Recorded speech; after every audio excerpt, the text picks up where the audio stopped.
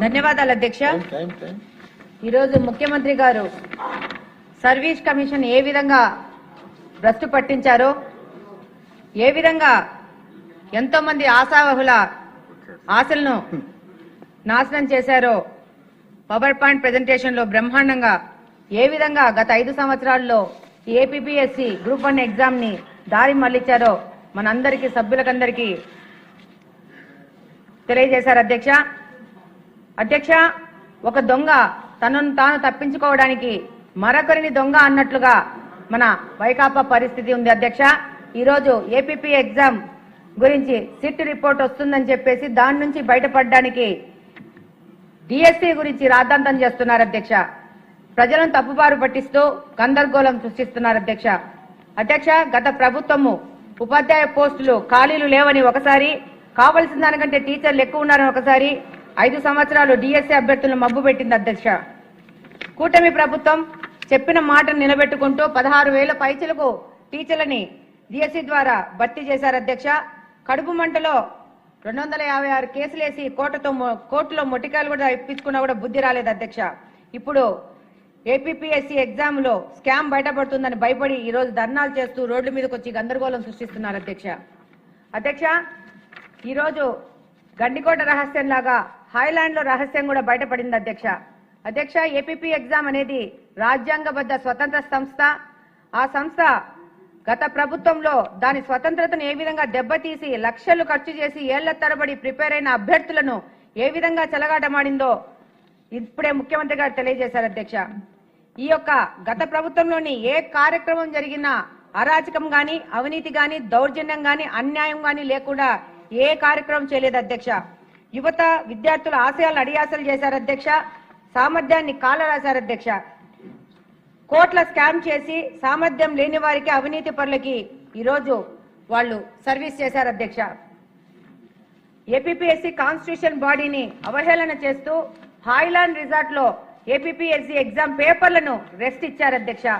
మన టీడీపీ ప్రభుత్వంలో 2016లో ట్రాన్స్పరెంట్ గా ఏపీపీఎస్సీ నోటిఫికేషన్ ఇచ్చి 2018కి గాని మొత్తం ప్రాసెస్ మొత్తం ట్రాన్స్పరెంట్ గా ముగిస్తే 2018లో మరొక్కసారి టీడీపీ ప్రభుత్వం నోటిఫికేషన్ ఇస్తే దాన్ని హైజాక్ చేసి గత ప్రభుత్వము, వైకాపా ప్రభుత్వము ఈ యొక్క అవినీతి కార్యక్రమాలన్నీ చేసి ఒక విక్రమ్ బేతాల్ కథలాగా మొదలుపెట్టింది అధ్యక్ష. 16 మేలో నోటిఫికేషన్ ఇస్తే మేలో ప్రిలిమ్స్ జరిగితే డిసెంబర్ 20లో మెయిన్స్ జరిగితే దాదాపు 1,14,000 మంది ఈ యొక్క ఎగ్జామ్ కి ఉత్తీర్ణులైతే అందులో 165 మందిని సెలెక్ట్ చేశారు అధ్యక్ష. ఈ కార్యక్రమం మొత్తం హైడ్ అండ్ సీక్ లాగా జరిగింది అధ్యక్ష. 225 మందిని మెయిన్ లో పాస్ అయితే వాళ్ళలో 165 మందిని చేస్తూ డిజిటల్ ఎవాల్యుయేషన్ చేయడం గానీ, ఆ ఎవాల్యుయేషన్ చెల్లదంటూ అభ్యర్థులు కోర్టుకు వెళ్లడం గానీ, ఆ రోజు నుంచి కోర్టులో ఈ విషయం నలుగుతోంది అధ్యక్ష. కోర్టు మొట్టికాయలు వేస్తూ డిజిటల్ ఎవాల్యుయేషన్ కుదరదు, మాన్యువల్ ఎవాల్యుయేషన్ చేస్తానంటే మనకు అప్పుడున్న పిఎస్ఆర్ ఆంజనేయులు గారు డైరెక్షన్ లో హైలాండ్ కు సినిమాను మొత్తం తీసుకెళ్లి అక్కడ 85 రోజులు మన డిఎస్సి ప్రశ్నాపత్రాలను రెస్ట్ ఇవ్వడం జరిగింది అధ్యక్ష. ఈ ప్రాపర్టీ అగ్రిగోల్డ్ కేసులో సీజ్ అయినప్పుడు గాని ఆంజనేయులు గారు పెద్దల సహకారంతో ఈ ప్రాపర్టీలో ఏపీపీఎస్సీ పేపర్లను పెట్టి ఈ యొక్క స్కామ్ కు పాల్పడ్డారు అధ్యక్ష.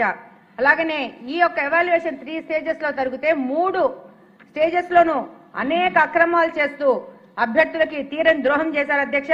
దాంట్లో ఓఎంఆర్ షీట్స్ ని ఫోటోలు తీయడం కానీ, వాటిని అభ్యర్థులు చేర్చడం కానీ, వాళ్ళతో డీల్ చేసుకోవడం కానీ, అలాగనే వాటి మెసేజ్లను మెయిల్స్ ద్వారా గూగుల్ ద్వారా పంపించడం కానీ అనేక కార్యక్రమాలు అధ్యక్ష. ఎవ్వరూ ఊహించడం అధ్యక్ష.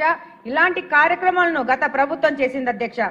ఈ రోజు హైలాండ్ లో పెట్టేసేసి ఈ రోజు ఎలక్ట్రీషియన్స్,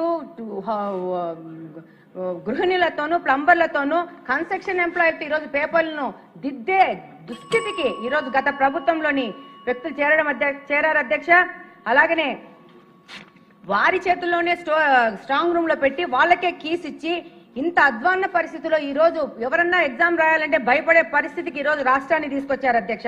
ఒక 10వ తరగతి పరీక్షలో కూడా ఒక పోలీస్ సెక్యూరిటీతో స్ట్రాంగ్ రూమ్ లో పెట్టి వాటిని కెమెరాల మధ్యన పెట్టి కాపాడుతున్న స్థితిలో గత ప్రభుత్వంలో జగన్ గారి హయాంలో ఎలక్ట్రీషియన్ ప్లంబర్ కి స్ట్రాంగ్ రూమ్ తాళాలు ఇచ్చే పరిస్థితిలో ప్రభుత్వం దిగజారిపోయింది అధ్యక్ష. ఆ తర్వాత మూడోసారి వేస్తే ఇంకొక చైర్మన్ ని మారుస్తే కూడా ఆయన పరిధిలో కూడా ముందే ఎవాల్యుయేషన్ చేయాల్సిన అభ్యర్థుల లిస్టుని వాట్సాప్ గ్రూపులలో సర్క్యులేట్ చేసి ఎవరు అవినీతి చేయాలనుకుంటున్నారో వాళ్ళకి ఈజీ మెథడ్ లో వాళ్ళందరూ వాళ్ళు అన్ని చేసే విధంగా డబ్బులు ట్రాన్సాక్షన్ జరిగే విధంగా ఈ రోజు వాళ్ళు పనిచేశారు అధ్యక్ష. ఈ రోజు మళ్ళా కోర్టుకు వెళ్లారు అధ్యక్ష. దాదాపు 322 మందిని లిస్ట్ ఇస్తే అందులో 200 మంది కొత్త పాత వాళ్ళని తీసేసి కొత్త లిస్ట్ ఇచ్చినారు అధ్యక్ష. దాదాపు 62% అంతకుముందు సెలెక్ట్ అయిన అభ్యర్థులు కొత్త లిస్ట్ లో లేరు అధ్యక్ష. ఈ రోజు పేపర్లు ఎగ్జామ్ రాసిన వ్యక్తులతోనే పేపర్లు దిద్దిచ్చే గతికి ఆ రోజు దిగజారాది అధ్యక్ష. వనజ అనే ఆమె ఎగ్జామ్ రాసింది అధ్యక్ష, గ్రూప్ 1 ఎగ్జామ్, ఆమెతో కూడా పేపర్లు దిద్దిచ్చే స్థితికి ఈ రోజు ఆ రోజు జగన్మోహన్ రెడ్డి గారి గవర్నమెంట్ లో దిగజారిపోయారు అధ్యక్ష. ఈ రోజు ఈ యొక్క స్ట్రాంగ్ రూమ్లలో కెమెరాలు పెట్టకపోవడం కానీ, అలాగనే ఓఎంఆర్ షీట్స్ ని ఫోటోలు తీయడం కానీ, అలాగనే ఎన్నో అవకతవకలు పాటుపడ్డారు అధ్యక్ష. ఈ రోజు